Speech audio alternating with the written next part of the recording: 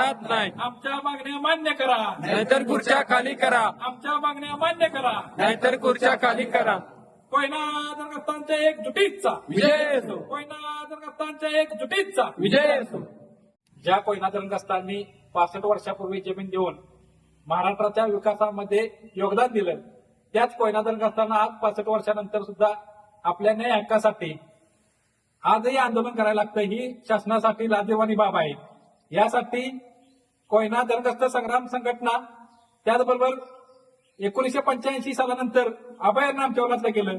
त्यामुळं कोयना दरगस्त आणि अभयारण्यग्रस्त यांचे प्रश्न सोडवण्यासाठी महाराष्ट्राचे मुख्यमंत्री देवेंद्र फडणवीस यांच्या अध्यक्षतेखाली 19 मार्च 2018 रोजी बैठक झाली. त्यामध्ये काही निर्देश दिले, परंतु त्या निर्देशाची अंमलबजावणी झाली नाही. त्यानंतर महाराष्ट्राचे उपमुख्यमंत्री अजित पवार यांच्या अध्यक्षतेखाली निर्देश झाले, परंतु त्या प्रत्यक्ष त्याची अंमलबजावणी झाली नाही.